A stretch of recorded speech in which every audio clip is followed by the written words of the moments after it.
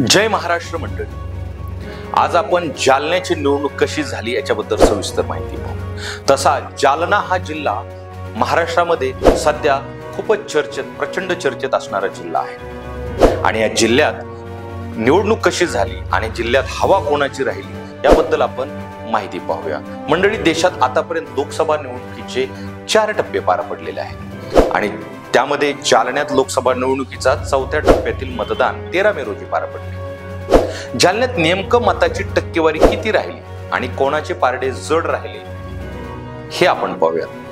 कोणाला फटका बसला आहे याचा संपूर्ण लेखाजोखा आपण या व्हिडिओमध्ये पाहू। हा व्हिडिओ साध्या सरळ सोपे भाषेत आहे, तर व्हिडिओ शेवटपर्यंत पहा। नमस्कार, मी पी के भांडवलकर। चॅनलला जर सबस्क्राईब केलं नसेल तर प्लीज सबस्क्राईब करून घ्या। चला तर पाहूया मग जालन्यात नेमकी हवा कोणाची, जालन्यात कोण निवडून येईल आणि कोणाची शक्यता आहे। महाविकास आघाडीने माजी आमदार डॉक्टर कल्याण काळे यांना उमेदवारी जाहीर केली होती। तसा हा चेहरा जुनाच आहे आणि तो चेहरा त्यांनी मैदानात उतरवला। उशिरा उमेदवारी जाहीर करूनही काळे यांच्या उमेदवारीने मतदारांना 2009 मध्ये झालेल्या अटीतटीची आठवण करून दिली होती। मराठवाड्यातील लढतीपैकी एक असलेल्या लोकसभेच्या जालना मतदारसंघात मतदारांमध्ये चांगला उत्साह दिसून आला होता। या जिल्ह्यामध्ये 65% मतदारांनी मत दाखवण्याचा हक्क बजावत आपला खासदार कोण हा निवडलेला आहे। भाजपने केंद्रीय रेल्वे मंत्री राज्यमंत्री रावसाहेब दानवे यांना 6व्यांदा उमेदवारी दिली होती। त्यांच्यावर त्यांनी 6व्यांदा हा विश्वास दाखवलेला आहे। पण महाविकास आघाडीच्या जागा वाटपाचे घोराळ लांबतच गेल्याने दानवेंच्या प्रचाराची पहिली फेरी पूर्ण होऊन दुसरी सुरू झाली तरी जालन्याचा उमेदवार ठरलेलाच नव्हता मंडळी। त्यामुळे दानवे यांनी पहिल्यापासूनच प्रचारात आघाडी घेतली होती आणि त्यांची सरशी होती।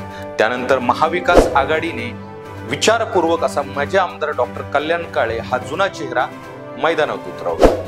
याचा खरं तर काळे यांना फायदा झालेला आहे, कारण 2009 नंतर झालेल्या सगळ्या लोकसभा निवडणुकीत रावसाहेब दानवे यांनी काँग्रेसच्या उमेदवाराचा दारुण पराभव केलेला होता। 2024 मध्ये जेव्हा कल्याण काळे यांना उमेदवारी जाहीर झाली तेव्हा जालना मराठवाडाच नाही तर संपूर्ण राज्यात मराठा विरुद्ध ओबीसी असा संघर्ष उडालेला होता, हे आपल्याला पाहायला मिळालं। आणि आता 5 टर्म सलग खासदार, 2 वेळा मंत्री राहिलेले रावसाहेब दानवे यांच्या विरोधातील मतदारांना आकर्षित करण्याची हीच योग्य संधी असल्याचं महाविकास आघाडीच्या नेत्यांनी हेरलं होतं आणि त्यांनी खूपच विचारपूर्वक त्यांचा उमेदवार दिला आणि लोकसभा लढवण्याचा अनुभव असलेले काळे यांना उमेदवारी जाहीर केली। प्रचारातही काळे यांनी दानवेवर टीकास्त्र जोरदार सोडलं होतं आणि त्यांची हवा त्या ठिकाणी प्रचंड निर्माण केली होती। राज्य स्तरावरील काँग्रेसच्या नेत्यांनी दानवेंच्या बालेकिल्ल्यात धडक देत त्यांच्यावर जोरदार हल्ला चढवला। 25 वर्षे एकाच पक्षाचा खासदार, केंद्रात 2 वेळा मंत्री राहिलेल्या दानवेंच्या जालना मतदारसंघात लोकांना प्यायला पाणी नाही हा प्रश्न त्या ठिकाणी शिगेला पोहोचलेला होता। यासह घराणेशाहीच्या मुद्द्यावरून नाना पटोले, बाळासाहेब थोरात, विजय वडेट्टीवार, अमित देशमुख या नेत्यांना दानवेंना घेरण्याचा प्रयत्न केलेला होता आणि हे नेते त्यांच्या विरोधात प्रचारात जोरदार उतरले होते। पण दानवे यांनी हे सगळे हल्ले मतदानाचा दिवस उजळण्याआधीच परतावून लावल्याचे दिसून आले होते। गेल्या लोकसभा निवडणुकीत उन्हाचा फटका बसल्यामुळे प्रचाराला बाहेर न पडू शकलेले दानवे तब्बल 3,32,000च्या मताधिक्याने निवडून आले होते। पण यावेळी नेमकं काय होणार ह्याची शक्यता लोकांत प्रचंड चर्चा आहे। अर्थात तेव्हा शिवसेना भाजप युती होती, आताही भाजप सोबत अर्धी शिवसेना आहे। पण माजी मंत्री अर्जुन खोतकर हे शेवटच्या टप्प्यात सक्रिय झाल्याने त्याचा किती फटका दानवेंना बसतो हे त्यांच्या मताधिक्याचा आकडा समोर आल्यानंतर स्पष्ट होईल। जालना लोकसभा मतदारसंघातील 6 विधानसभा मतदारसंघाचा विचार केला तर बदनापूर, फुलंब्री, भोकरदन या मतदारसंघात भाजपचे अनुक्रमे नारायण कुचे, हरिभाऊ बागडे, संतोष दानवे हे आमदार प्रतिनिधित्व करतात, तर पैठण, सिल्लोड मतदारसंघात शिवसेना शिंदे गटाचे संदीपान भुमरे, अब्दुल सत्तार हे आमदार आहेत। चला तर पाहूया मराठा आरक्षणाचा फटका नेमका कोणाला बसणार आहे, कारण यावर्षी मराठा आरक्षण खूपच प्रचंड चर्चेत होता। जालना मतदारसंघ गेल्या वर्षभरापासून ह्या मुद्द्यावर चर्चेत आहे, तो या भागातील आंतरवली सराटी येथे सुरू असलेल्या मराठा आरक्षक आंदोलनामुळे। आणि यामध्ये मनोज पाटील जरांगे यांच्या नेतृत्वाखाली 3000 लोकसंख्येच्या गावातून सुरू झालेला हा मराठा आरक्षण आंदोलन राज्यभर नव्हे देशभर पसरले। त्यामुळे जालना या सगळ्यामध्ये केंद्रबिंदू होता। मनोज जरांगे यांचे रेकॉर्ड ब्रेक सभा याच जालन्यात झालेल्या होत्या। त्यानंतर ओबीसींनी एल्गार मेळाव्याची सभा इथूनच सुरू केली होती। त्यामुळे मराठा विरुद्ध ओबीसी संघर्षाचा बराच प्रभाव जालना मतदारसंघावर होता।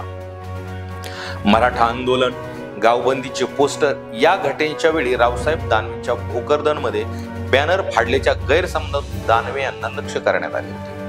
अगदी जरांगे यांनी तेव्हा दानवे यांना इशाराही दिला होता, पण त्यानंतर दानवे यांच्या विरोधात वातावरण शमले होते। जरांगे यांच्याकडून जालना लोकसभा मतदारसंघात नेमकी कोणती भूमिका घ्यावी असे सांगण्यात आलेले नव्हते, तरी रावसाहेब दानवे यांना मराठा आरक्षणाच्या मुद्द्यावरून फटका बसेल अशी चर्चा आहे।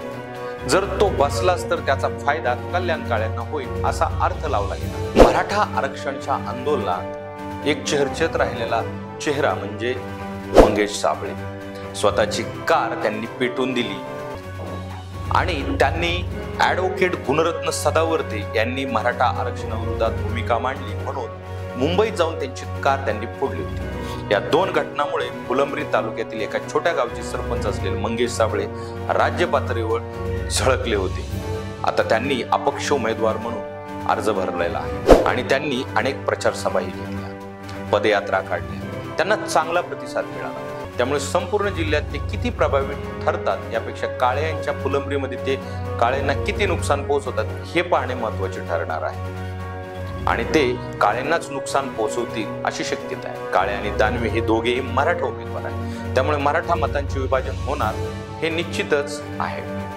पण भाजपला जोडला गेलेला ओबीसी समाज या निवडणुकीत निर्णायक ठरणार आहे। जालन्यात काँग्रेसचे कल्याण काळे वगळता संपूर्ण मतदारसंघावर युतीची पकड आहे, त्यामुळे दानवे यांच्या विजयाची शक्यता अधिक आहे। काळे यांनी जालना मतदारसंघात हवा निर्माण केली असली तरी बाजी दानवे मारणार असे सध्याचे चित्र आहे।